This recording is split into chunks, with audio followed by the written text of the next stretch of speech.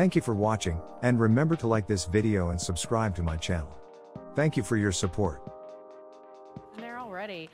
We've got 48 million people expected to hit the road this Thanksgiving, according to a AAA survey. No better time to get your vehicle winterized and get ready for colder months, though. So joining us live to talk about how to do that is car coach Lauren. Yes. Lauren, thanks so much for being with us this morning. So we're going to start out with what's the first and most important step to getting your car ready for winter?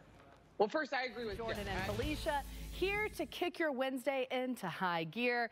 Now, did you know the Seattle area town of Silverdale actually has a Sesame Street? Birthday shout out to Big Bird and the gang as Sesame Street turns 52 today. Silverdale got a startle Tuesday, and it wasn't Oscar the Grouch. A tornado warning. Lots of rain, hail, and gusty winds that brought down trees and power lines, but no tornado. That's the good news there. The needed rains, though, stretching south into Northern California and Sacramento. So it is like we've been saying, it's like they turned on the faucet. We haven't turned it off, but it's not just the rain that we've been dealing with across the country. We've got the risk for strong storms across portions of the south today. Jim, everyone's getting a little messy weather.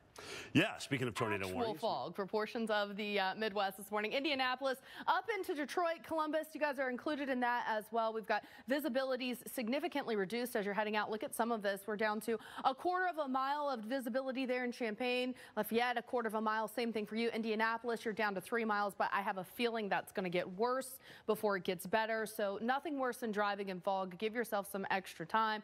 In terms of the rain that we're going to have today into tonight, thunder possible as well across portions of that 90 corridor, up and down 29 as well. Omaha, you're going to have some of those showers. Here's the thing, though. It's going to go from rain for some of these areas to snow as we head through the week. Guys. Unseasonable warmth. Me, for one, I've really enjoyed this.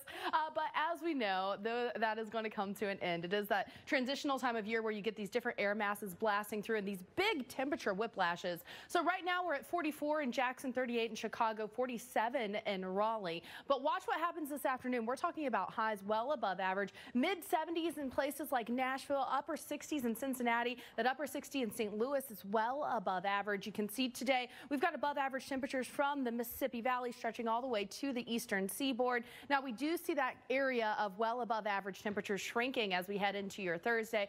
A well above average across portions of Ohio, Detroit, you're getting into that as well as the eastern seaboard here for your Thursday. Take a look at those temperatures and what's starting to happen. The cooler air is building in, so we're going from the upper 60s in St. Louis today to the upper 50s by tomorrow.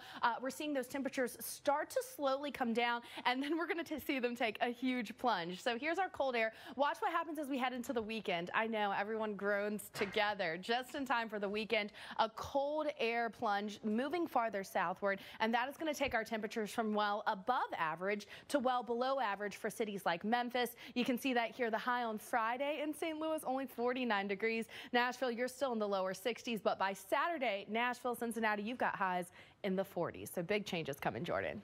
Well, and no snow for the south, but rather a different S word, severe, where wicked scenes like this could unleash hail, damaging winds, and possibly tornadoes. Winterish in Minnesota and portions of the northern tier with this system. Duluth and St. Paul getting set for some snow, and some of it could be the first major accumulating snow of the season. Get ready to bust out the snow boots, that's for sure. Definitely the hats and the gloves, you'll want those as well. Now, I say, oh, you know, calendar says fall, it looks more like winter, but this is actually not uncommon. In fact, a lot of these cities are behind.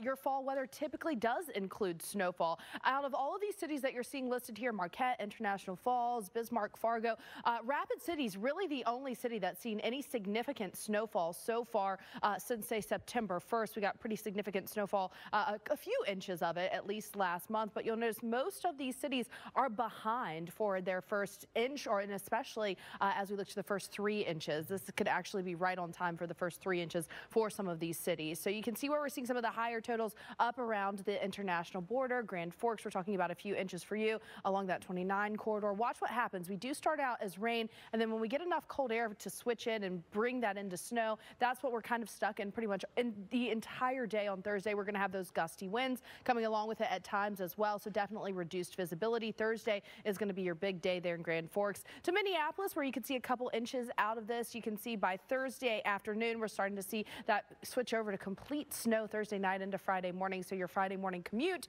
if you're still commuting, could be a little bit treacherous there. But of course, we're ready for it. Jordan, you know, it's been a little bit behind time for some of these cities and actually seeing some of that snow coming down. Yeah, and for some of you, I will say, for a lot of us, if you like the warmer weather we've been having, you might want to enjoy it before we get to the weekend. Temperatures are going to be coming down. In fact, snow is going to be coming down in places like Chicago and Fargo as we head into your Friday. By the weekend, take a look at the plummet the temperatures have taken in Atlanta into the mid-50s. Still warm in LA, though, mid-80s there for you. And looking into your Sunday, again, some flakes possible in